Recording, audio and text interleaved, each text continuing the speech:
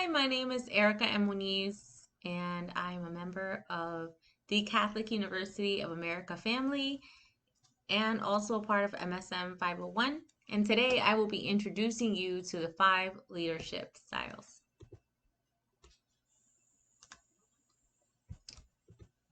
So, before we go into the 5 leadership styles, I would like to place a few questions at the forefront of your mind.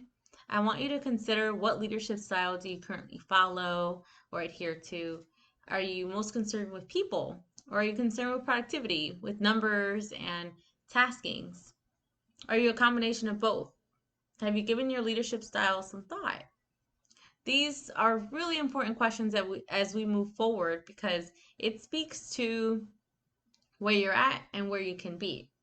So, come with me on our journey through the 5 leadership styles. So, why is this important to you? Well, as a student in a graduate program, you are either a leader now or a leader of the future, or a combination of both. It's essential to improving where you're at or sustaining what you're doing great.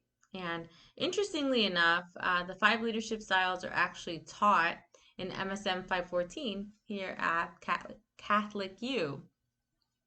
Also, leadership development is actually booming in America right now. It's a $166 billion industry where all these different companies are seeking to improve the leaders that they have in place or develop the subordinates to become leaders tomorrow. So, Robert Blake and Jane Mouton developed the Blake-Mouton Managerial Guide, that was developed in 1964, which is still a framework that we study today. And if you examine the 5 leadership styles within the grid itself, within the different X and Y axis identifiers, it's really interesting to see how extremes are kind of laid out. So you have the X axis, which is your concern for results, and you have your Y axis, which is your concern for people. And as you go to both extremes, you see what works and doesn't work. And let's move into each managerial style to kind of examine this a little further. So you have your indifferent or impoverished manager, which is your 1-1, which is your bottom left-hand quadrant uh, type of leader. This is someone that isn't concerned about people at all.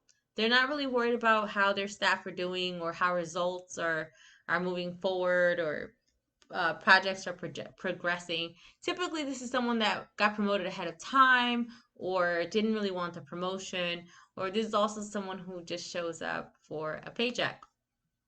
This is the most ineffective managerial style on the grid. We also have our produce or perish manager.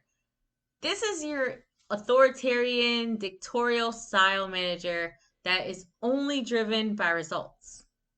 They're not worried about people. They're not worried about how late their people work or how many holidays they miss, whether they get lunch, whether they're happy.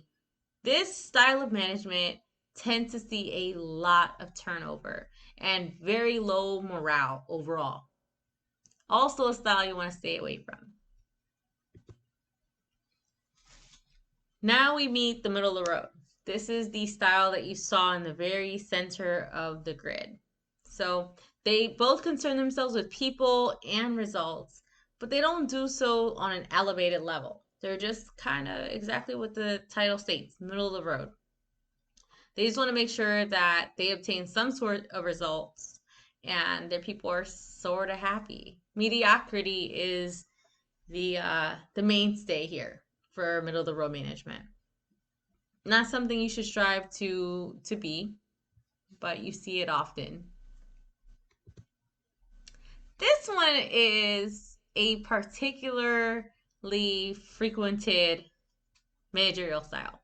So you see country club management where the manager becomes good friends with the staff. And so they go to happy hours, they hang out, they have a good time with their staff, and they tend to not discipline their staff properly. They're known as people pleasers. And so productivity takes a nosedive, but the staff is very, very happy with their managers. This isn't a sustainable managerial style. And so It's often seen with managers who take on these positions and were formerly subordinates. And so they find it difficult to kind of separate the two.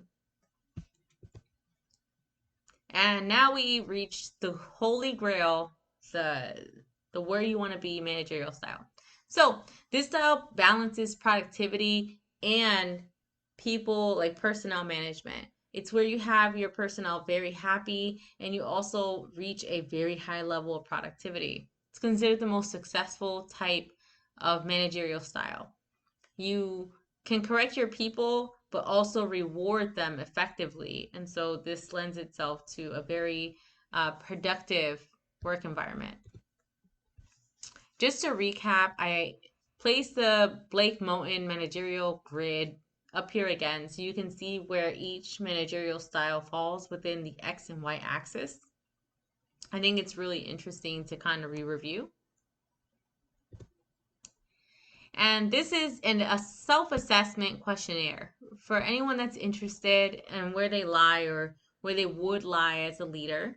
You can take the assessment. I'll drop it in the discussion board along with my slideshow. And that way you can just kind of evaluate where you fall, see where you have room for improvement, and then also identify areas for sustainment.